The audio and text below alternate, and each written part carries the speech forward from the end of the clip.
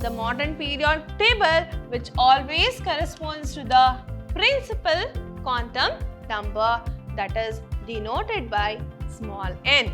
The biological importance of S block elements are more and more in our daily life. Environmental chemistry, which is one of the smallest unit in your first PUC chemistry, and we can expect only 3 marks from this unit.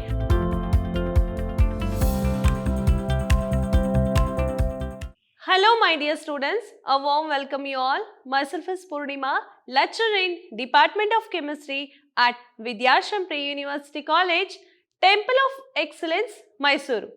My dear students, today I am here to present model paper of first PUC chemistry which has been released by the Pre-University Board.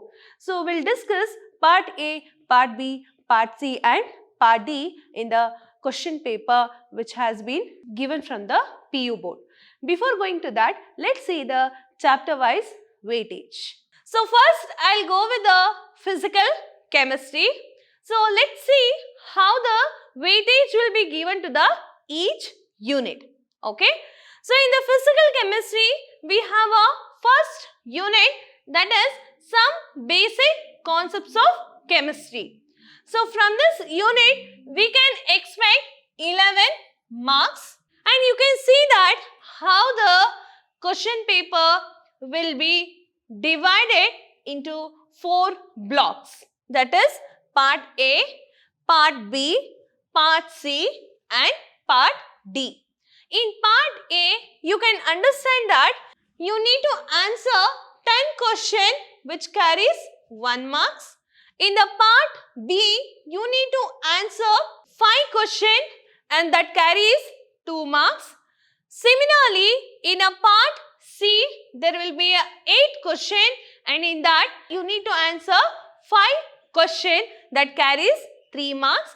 Similarly, in the part D, there are 11 questions will be there and you need to answer from that which carries 5 marks. Okay. Let's see how each unit will be divided into part A, part B and part C and part D. Okay. First, I'll go with the physical chemistry. In that, you can see that there are 5 units will be there. The first unit is some basic concepts of chemistry. In this unit, the total weightage will be allotted as 11 and from this unit, we can expect 1 mark question and 2 5-mark question. You can see that this 1, 16, 36 and 37, 38, these are the question number. It will be there on your final PU examination. Okay. So similarly, you can see that the unit 2 structure of atom. For this unit, the total weightage will be 12. There is no 1 mark question, but we can expect 1 2 mark question and there is no 3 mark and there is a 2 5 mark question and the question number will be 38 and 39. Similarly, we have states of matter. From this unit, we can expect 10 mark. Okay. So there is no 1 mark and 2 mark and 3 mark question from this unit. Directly we can expect 2 5-mark question and the question number will be 40 and 41. Similarly, we have thermodynamics, which is a unit 6. From this unit, we can expect 13 marks. There is a 1 mark question, 1 2 mark, there is no 3 mark and there are 2 questions in the 5 marks, that is in the part D. Similarly, we have one more unit known as equilibrium. From this unit, we can expect 15 marks. It is one of the highest marks allotted unit in your first PUC chemistry. Okay. So from this unit, there is no 1 mark, 2 mark and 3 mark question, but we can expect the question from the part D which carries 5 marks. So children, while reading with this unit, remember if I tell that it is a 5-mark question, it always be in the 3 plus 2 or 2 plus 3 or 2 plus 2 plus 1, either in the 1 plus 1, 1 plus 1 plus 1. Like this, the question will be allotted. So that is why while reading with the 5 mark, be careful with the 1 mark question or with the 2 mark question as well as with the 3 mark question, because in your chemistry you all familiar that there is no 5 mark direct question. So hope you all understood with the physical chemistry. I'll go with the inorganic chemistry now. So let's see how the weightage will be given to the each unit. In organic chemistry, we have a third unit, that is classifications of the elements and periodicity of the property. So from this unit, we can expect 6 marks. Okay, these are the marks. Again, these are the part A, B, C and D. Okay. So from this unit, the 6 marks will be allotted. There is a direct 1 mark question will be there and 2 mark and 3 mark. There is no 5 mark question from the inorganic chemistry. You can see that. And also coming into the chemical bonding and molecular structure, from this unit we can expect 14 marks. And you are familiar that this unit is one of the most easiest unit in the chemistry, that is in the inorganic chemistry. So from this unit we can expect 1 mark question, 2 mark question, and there are 3 mark questions will be there. In that definitely they are going to ask the question based upon the valence bond theory or on the VS-EPR theory or on the molecular orbital theory. Either they can also give you the any compounds to write the Lewis dot structure. So you should be very cautious about the 3 mark question and you should go with the 3 mark types of question which has been repeatedly asked from this unit. Okay. Next we have redox reaction. From this unit again it is a 6 marks and there is a 1 mark question, 1 2 mark question and 1 3 mark question. Next we have hydrogen. From this unit we can expect only 4 mark, that is from the part A and from the part C. There is a 1 mark question and 1 3 mark question. Similarly coming into the S block. Okay. So from this unit there are 2 1 mark question will be there and there are 2 3 mark question which also be there. So be careful that what types of questions will be asked in the 1 mark as well as in the 3 marks. Okay. Next coming into the P block, which is the last unit in the inorganic chemistry. So from this unit you can see that there are 2 1 mark question, 1 2 mark question and 2 3 mark question. So this is all the unit which comes under the inorganic chemistry. So please understand that in the inorganic chemistry there is no 5 mark question at all. There is no 5 mark question. So it comes only in the 3 marks part. So while discussing with the question paper, you will understand that how the 3 mark questions will come from the inorganic chemistry. Okay. Next we have most familiar one, that is organic part, that is in the organic chemistry part. So which all the lessons will be there? In organic chemistry we have only 3 lessons. The first one is some basic principles and technique, and we have hydrocarbon and environmental chemistry. So in the unit 12 we can expect 14 marks again. So from this unit we can expect 2 1 mark question, 1 2 mark question and 2 5 mark question. Okay. So in the 5 mark question always remember again it has been split into 3 plus 2, 2 plus 2 plus 1 or 2 plus 3. Coming into the hydrocarbon, here we can expect 13 marks. There is a 1 mark question, 1 2 mark question and 2 5 mark question from this unit. Definitely they are going to ask the preparations of alkene or alkyne, or they'll go with the benzene, that is a aromatic hydrocarbon which comes under this unit. Okay. Next, coming into the environmental chemistry, which is one of the smallest unit in your first PUC chemistry, and we can expect only 3 marks from this unit, and we have one 1 mark question and one 2 mark question. From this unit, we can expect 2 1 mark question and one 2 mark question. So, the total weightage of this unit is 4. So, by this, we have clearly understood that how each unit will have a different weightage. So, hope you all understood with the blueprint of first PUC question paper.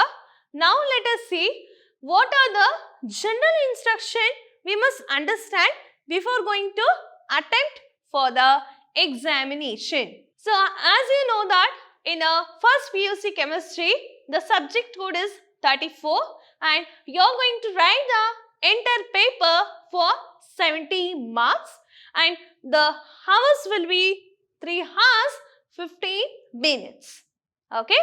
So, before going to write the examination, please understand each part will carry how many marks. So, in the general instruction, I have put the certain things. You can clearly understand by this. The part A which carries 1 marks and there are 15 questions will be there. Under that, you need to attend only 10. Okay. Each questions will carry how many marks? 1 mark. Similarly, in the part B, okay, which carries 10 marks, okay, you need to answer only 5, okay, so which carries 2 marks, okay, 5 2s are 10. So, it is 10 into 1, it is 10. Next, we have part C. From the part C, we can expect 15 marks because from the weightage we have understood that from the inorganic chemistry only there are many questions which come from the 3 mark question. There is no 5 mark question at all. That is why the 3 mark question, that is part C, is always kept for inorganic chemistry. Okay. So, you need to answer only 5 in that, okay, which carries how many marks? 3 marks. 5 3s are 15. You need to answer 5 questions which carries 3 marks. Then coming into the part D, which carries how many marks? 35 marks, and each of the question which carries how much? 5 marks. Okay. In a part D, it carries 35 marks and each question which carries how many marks? 5 marks. In that, you need to answer 7 questions. So, in the part D, there are 4th and 5th main will be there.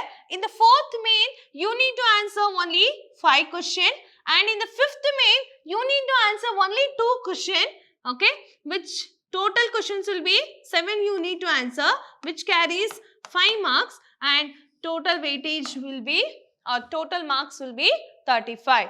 So, if you count all these things, you can clearly understand you are going to write the exam for 70 marks. So, this time the board has given lot of choices for the students. Please understand, don't spend too much of time by writing the choice question. How much question you need to answer, attend those questions and go with the next part. Okay. So, this is a part A. You can see that in the part A, how many questions will be given? There are 15 questions will be given. Under that, you need to answer only 10 questions. Each question will carry 1 mark. Okay. Next, we have part B. In the part B, again they have given 10 questions. You need to answer only 5.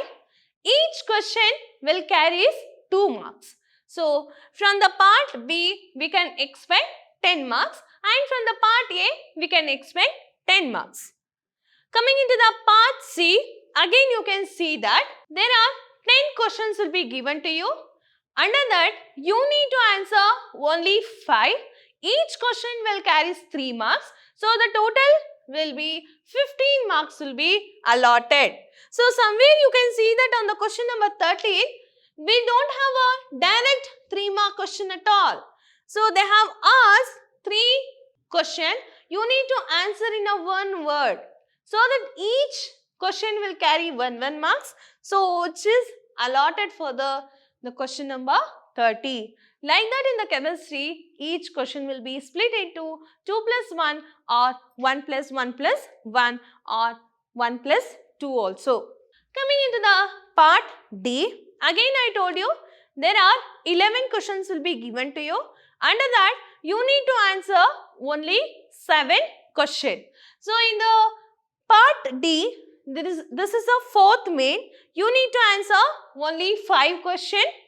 Then which carries 25 marks, and similarly, we have the 5th main. The 5th main which consists of only 4 questions. Under that, you need to answer only 2. Okay, so this is the 4th and the 5th main which has been clubbed together in a part D. So from the 5th main we can expect 10 marks. So lot of choices will be given to you. Please go through with the choices and make sure that which question you are going to attend in the each part and which carries how many marks. So now I'll go with the part 1. So in the part 1, already we know that there are 15 questions will be given to you. Under that, you need to write only 10 questions which carries 1 mark. So the first question will be goes like this. Name the SI unit of amount of substance. So this is a question from the physical chemistry. The first unit, some basic concepts of chemistry. So while discussing with the SI unit, hope you know that the SI units, there are 7 base SI units will be there. Under that, any one will be given to you to name the SI unit. Okay. So here they have asked the SI unit for amount of the substance. We all know that amount of the substance will be expressed in terms of what? Mole. So this is the answer. Next we have write the relationship between enthalpy change and internal energy change. Again, this is a physical chemistry. So when we are dealing with the thermodynamic unit, we are familiar that how to relate the internal energy as well as with the enthalpy change. So we all know that enthalpy change is nothing but a delta H. If it is related to internal energy, that is change in internal energy. So delta H which is equal to delta U plus P delta V. This is a relationship which will be exist between change in enthalpy with change in internal energy of the system. Next we have the question number 3, that is from the inorganic part. Which quantum number correspond to the periodic number in the modern periodic table? We all know that the modern periodic table which always corresponds to the principal quantum number, that is denoted by small n. Next we have write the Lewis dot structure of carbon monoxide molecule. This is a question from the physical chemistry from the unit 4. Okay. So how to write the Lewis structure? We are familiar with the Lewis structure, right? So the carbon monoxide which consists of, it has triple bond between carbon and oxygen, and you can see that carbon is having 2 lone pair of electron, oxygen is also having lone pair of electron, and between these two there is a triple bond. Next we have question number 5. What is the oxidation number of oxygen in peroxide? So in the redox reaction, hope you know that the peroxide which always having the oxidation number of oxygen as -1. In peroxide, in the sense what? It is H2O2, right? So this is a peroxide. In this peroxide, what is the oxidation state of this oxygen, they have been asked. So in peroxide, always oxygen will have -1 as their oxidation state. But in regular, while calculating the oxidation number, we have seen that we have put the -2 for the oxygen. But only it is the exceptional cases in the peroxide where the oxygen will having a -1 charge. Coming into the sixth question, what is the molecular formula of heavy water? So while discussing with the P block element, we have seen that heavy water will be usually represented as D2O. Okay. So here the heavy water which has lot of industrial applications as we have discussed in the P block. Okay. But generally we represent the water as H2O, but for the heavy water we represent it as D2O. The seventh question will be goes like this. Mention one biological importance of potassium. So we know that the biological importance of S block elements are more and more in our daily life, right?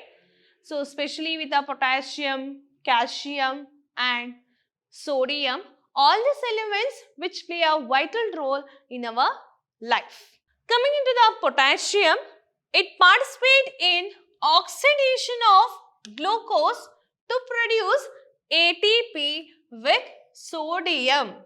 So this is one of the important applications of what? Potassium. It involves in oxidation of the glucose to produce ATP and with the sodium. Next question will be goes like this. Which alkaline metal gives brick red color to the flame? Even in your first PUC chemistry laboratory, hope you all understood that how the fifth group elements which shows the color to the flame, especially the barium which gives green color to the flame, whereas strontium which gives the crimson red color to the flame, whereas the calcium which gives rise to the brick red color to the flame, right? So which alkaline earth metal? It is calcium, which is belonging to the group 2, because we know that alkaline earth metal means it is a group 2, right? So in the group 2 we have beryllium, right?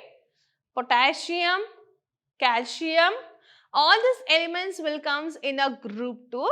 In that, calcium will impart brick red color. Even strontium can also give rise to the crimson red color to the flame. Next we have, what is the shape of bulk mixture of fullerene? So the fullerene will always have a squared ball shape. This is the shape of bulk mixture fullerene, and you can see that what is the shape here. Next we have the 10th question. Name the gas which forms complex carboxyhemoglobin.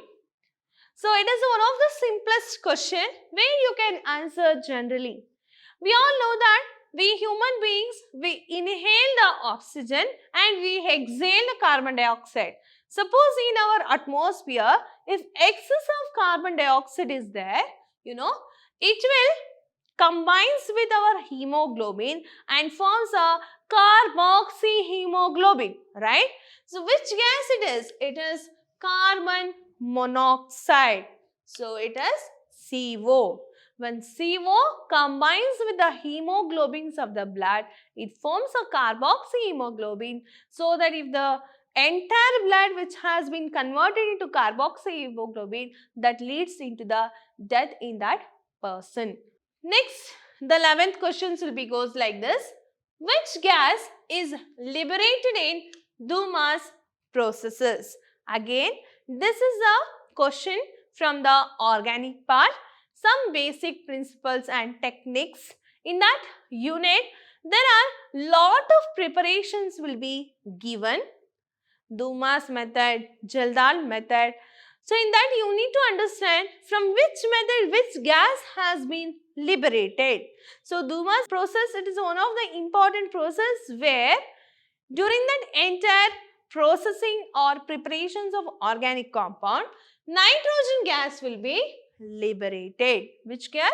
Nitrogen gas. Next we have name the first organic compound which has been prepared in the laboratory from inorganic compound by F. Uller. F. Uller means it is a Friedrich Uller. So the compound is urea. So which is an organic compound which has been prepared by a inorganic compound. Okay. The 13th question will be goes like this. Mention the catalyst in Friedel-Crafts alkylation. Again, this is a question from the organic chemistry, that is in the hydrocarbon unit.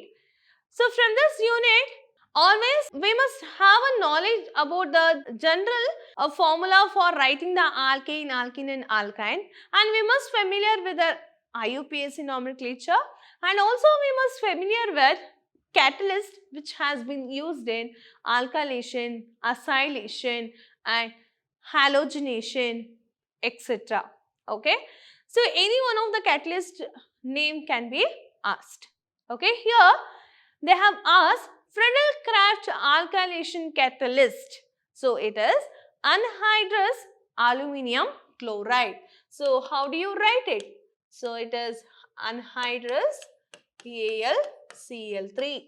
This is a catalyst which has been used in alkylation of benzene. Write the significance of biological oxygen demand. So we all know that what is biological oxygen demand? Biological oxygen demand, it is a quantity that measures how much of the oxygen which has been required for the bacteria to degrade the organic compounds which is found in the given sample of water, right? So we must write one significance of this BOD, that is biological oxygen demand. It indicates amount of organic pollutant present in aquatic system. So amount of organic pollutant in the sense, we know that in BOD we are using bacteria to degrade the organic substances into simpler one. Is it right? For that, how much of the oxygen is required for that bacteria to degrade that pollutant which is found in an aquatic system, which can be easily determined by BOD, that is biological oxygen demand. Next we have the 15th question, which is our last question in the part A, that is they have been asked direct question from the organic chemistry. Again it is from the unit 14, environmental chemistry. What is acid rain? We all know that the oxides of the sulfur, oxides of the nitrogen, if it is combines with the water molecules, which leads into the formation of H2SO4 and HNO3, that is known to be acid rain. You can clearly understand that the oxides of the sulfur means it is sulfur dioxide combines with oxygen present in the air. When it is fall with the, when the water is falling with all this oxide, you know, it will forms what? It forms sulfuric acid. It forms what? Sulfuric acid. Similarly, the oxides of nitrogen means nitrogen dioxide combines with water molecule in presence of oxygen. It forms nitric acid. It forms what? Nitric acid. And you should know that how to balance here. So I'll write 2 to balance the entire equation. So I'll write, this is how we need to be balance the chemical equation in chemistry. Hope you know the balancing. And remember, my dear students, while Knowing this acid rain, you must know that acid rain which is caused due to the oxides of sulfur and oxides of nitrogen, when it is combines with the water molecule, it leads to the formation of sulfur dioxide and nitric acid. The presence of this acid which has been formed in the rainwater, we call such rainwater as acid rain. Okay. So, the rainwater which are containing sulfuric acid and nitric acid, which are formed from the oxides of sulfur and nitrogen, which is present as a pollutant. Okay, that's said to be acid rain. So, don't think that they'll ask you the acid rain directly for the 1 mark question. Maybe this question can also be asked in the 2 marks also, because from this unit there are 4 marks will be allotted. There is a 1 mark question, 2 mark. Again, there will be a 2 mark questions will be there. Sometime if they ask you to write 2 1 mark also, you must know this, how this acid rain will be formed. Okay. So, hope you are familiar with the how you need to answer with the 1 word answers in the part A. So, there are 15 questions will be given to you. You need to answer only 10. Each question will carry 1 marks. Next, we have part B. Again, I told you there are 10 questions will be given to you. Only 5 you need to be answer. Each question will carry 2 marks. The first question will be goes like this. Mention any 2 properties of cathode rays. This is a question from the physical chemistry from the structure of atom, that is a unit 2. Okay. So, what you will write the characteristics or the properties of cathode rays? We know that the cathode rays are travels in a straight line from cathode to anode, right? From cathode to anode, and it can ionizes the gases and produces the X-rays when it is fall on the metal. Okay, these 2 points is enough to get the 2 marks. They can also ask you to write the properties of anode rays also. So, be familiar with the cathode as well as with the anode. Next, we have the second question in the part B. What are exothermic process? Give an example. We all know that exothermic means the heat which has been liberated in that processes, right? A process in which heat is liberated, which is said to be exothermic. Example, burning of fuel. For example, if you take any carbon containing compound, if it is burns in presence of air, it produces what? Carbon dioxide. Is it right? So, which is a liberation of gas, something which the heat which is get liberated, right? So, this is an example for exothermic process. Then can you recall it with the endothermic process? What is an endothermic process? It is a process where heat which is get absorbed during the chemical reactions. Okay. Next we have what are trans-uranium elements? Given example. If you are familiar with the actinides and the lanthanide series on your periodic table, you can clearly understand that the elements which comes after the uranium. After the uranium, you can see that all the elements whose atomic number is going to be increased from left to right in the periodic table. The elements which comes after this uranium, they are said to be trans-uranium element. Example, next to this uranium, you can see that neptunium will be there, plutonium will be there, okay, americium will be there and curium will be there. Like that, the number of elements will comes next to this uranium in the periodic table. Such elements which comes after the uranium, they are known as trans-uranium. Example is neptunium or plutonium, or you can write americium. The question goes like this. The dipole moment of beryllium fluoride is 0? Give reason. When we are talking with this unit 4, that is the chemical bonding and molecular structure, we need to understand the types of hybridization which is taking place in the each molecule. So we all know that if I say it is beryllium difluoride, this is undergoing sp hybridization. That is why these molecules will be having linear structure, because the beryllium is a central metal atom surrounded by two fluorine atoms, right? And for this question, they have asked why in this compound will have the dipole moment will be 0. Then what is the dipole moment? We all know that dipole moment is a product of charge and distance of separation, right? So here we know that the beryllium is a central metal atom which is get bounded with two fluorine atoms.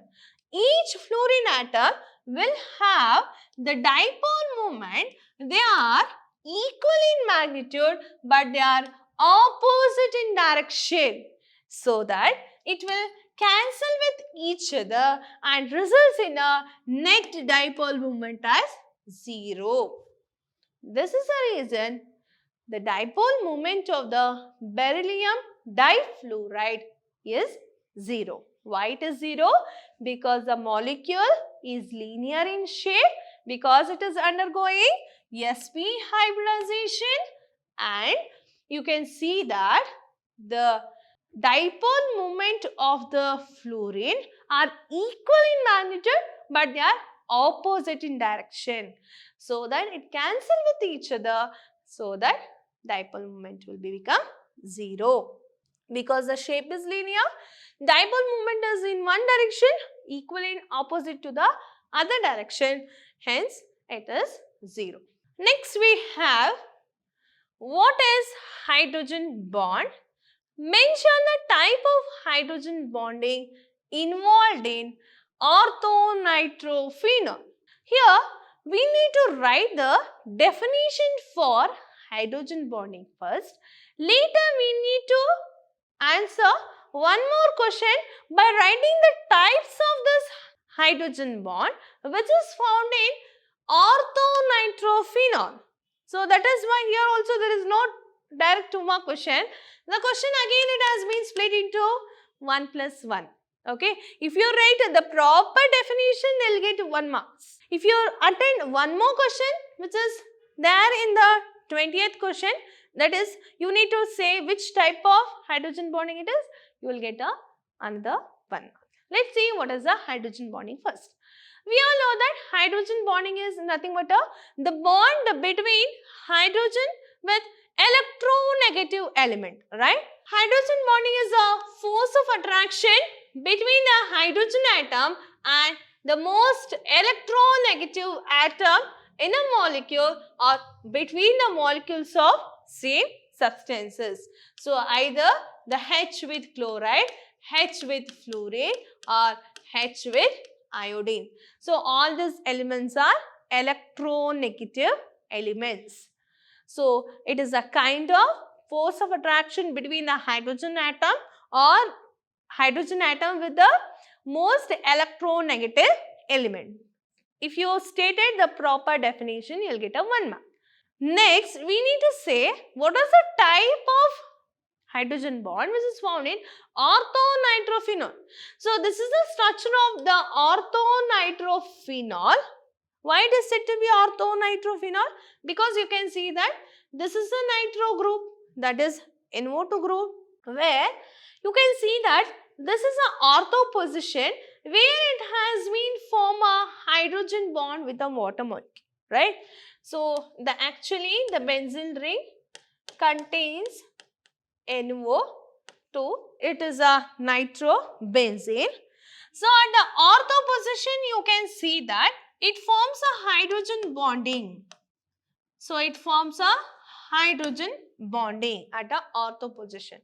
So then we say it is orthonitrophenol. Is it right? So what is the type of this hydrogen bonding? Here you can see that hydrogen bonding which will be taking place intra. Why it is intra? Because the hydrogen bonding which is taking place inside the molecule. Hence it is intramolecular hydrogen bonding. We have one more type known as intermolecular. It is between the two different molecules. If it exists in the same molecule, we say it is intra or within the molecule. If it is outside, we say it is inter. So, how many types will be there? So, intra and inter. These are the two types of intermolecular hydrogen bonding and intramolecular hydrogen bonding. So, in the o-nitrophenol, we have intramolecular hydrogen bonding. Next question will be goes like this. What is displacement reaction? Give an example. Again, this is a 2-mark question from the redox reaction. Hope you know that in the redox reaction unit, there will be always one 2-mark question and one 3-mark question, and there is a 1-mark question also. When I say it is a 2 marks, already we are familiar that where the 2-mark questions will come. That is in the types of redox reaction, right? So, in the displacement reaction, we know that again it is a redox reaction where one side which is undergoing oxidation, one side which is undergoing reduction, right?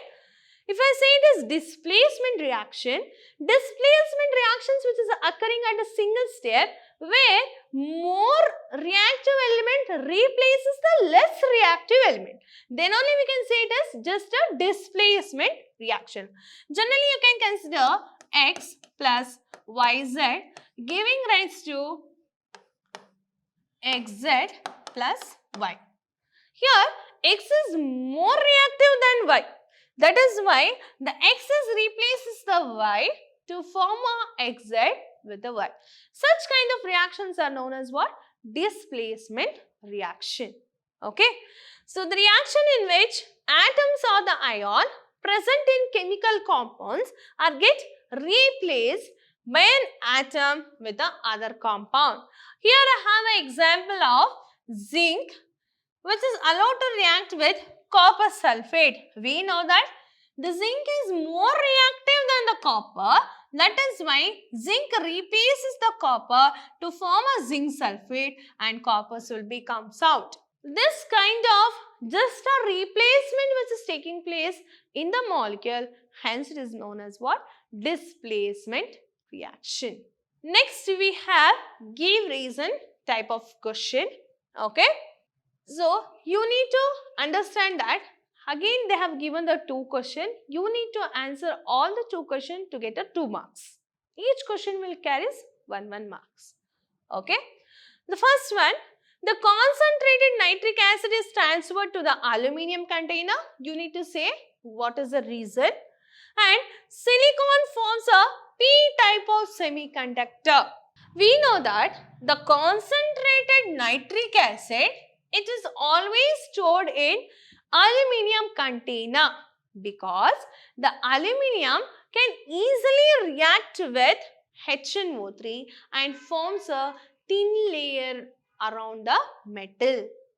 So, concentrated nitric acid can be stored and transferred in an aluminum container. As it is reacted with aluminum, they forms thin protective oxide layer on the aluminum surface, and this oxide layer renders the aluminum passive. Okay, that is why we always keep the concentrated HNO3 in the aluminum container, or we always transferred in aluminum container. Why does? Because the concentrated nitric acid can react with the aluminum and forms a thin layer around the aluminum metal surface, so that this oxide layer which renders the reactivity of the aluminum.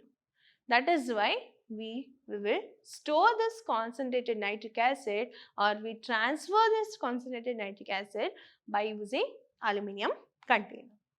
We have one more question, that is silicon forms P-type of semiconductor. The extra material like boron and Aluminiums are added to the silicon. These materials have only 3 electrons in their outermost shell. When extra materials is replaced with some of the silicon, it leaves the empty spaces, which is known as what? Hole, where the 4th electron have been if the semiconductor was pure silicon. So we know that silicon will have a 5 unpaired electrons in its outermost shell.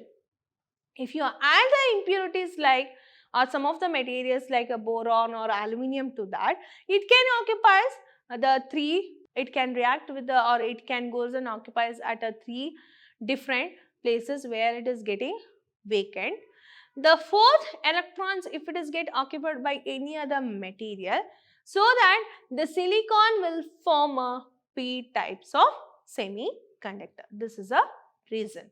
Next, write the bond line formula and IUPAC name of the compound ortho-dibromobenzene. What is ortho-dibromobenzene? We all know that we write a benzene ring by writing 6 carbon atom and 6 hydrogen atom, right? So it is ortho-dibromobenzene. Ortho means what? So it is this position either on this. It is dibromo in the sense you need to understand that there are 2 bromine group will be there, first and a second place. So how do you name it? So it is 1,2 dibromobenzene. It is 1,2. Why it is 1,2? Because to the ortho position, the bromine group will be attached. Similarly, at the first one, that is to the first and to the second carbon atom, the bromine group will be attached. Hence, it is name as given as 1,2 dibromobenzene. Next, draw the stacked conformation of ethane. So, how to write the stacked conformation? So, from the hydrocarbon unit, hope you understand that how to write the stacked and Newman projection formula for the given compound. So, here when they are given the stacked conformation of the ethane or methane or anything, you need to understand that you have to write the Stewart conformation and Newman projection formula or to the projection structure. So, we know that in the Stewart, so since the compound is given as ethane, that is there are 2 carbon atom and 6 hydrogen atom will be there. So, the formula is C2H6. So, there are 6 hydrogen atom will be there and 2 carbon atom will be there and it is an alkane. So, you can see that how we will write the structure. So, this is a first carbon atom. I am writing the Stewart's formula. You can see that the 2 carbon atoms are far away from each other. And coming into the Newman projection formula, you can clearly understand that there are 2 carbon atom will be there. So, for the first carbon atom attached with the 3 hydrogen atom. So, imagine there is a one more carbon atom which is present back side or the front side, which is also get attached with 3 hydrogen atom. Okay, 3 hydrogen atom. Just imagine there are 2 carbon atom either in the front or back side which has been attached with a 3 hydrogen atom. So, this is how Newman projection formula and Stewart's projection formula will be given to the given compound. Either can be asked with a methane or with a ethane. So, better know that whether it is alkane, alkene or alkyne. Next, name any 2 gases which are causing global warming. So, in the environmental unit, we have understood that what is an global warming, which are the gases which also causes a global warming, right? So, global warming means the temperature of the earth will be gradually increased because as the sun passes the sunlight, it has to reach to the earth. When it is reached to the earth, it has to be radiated back. When it is radiated back, some of the gases which is found in our atmosphere which render these gases not to go back. Such gases are carbon dioxide, methane and also chlorofluorocarbon, CFC, chlorofluorocarbon. So these are the gases which are responsible for hindering the ultraviolet light not to escape from the earth atmosphere. Obviously, the temperature of the earth will be get increased. So these gases which are responsible for increasing the temperature on the earth, hence it is known as the gases which are causing the global warming. Which are those?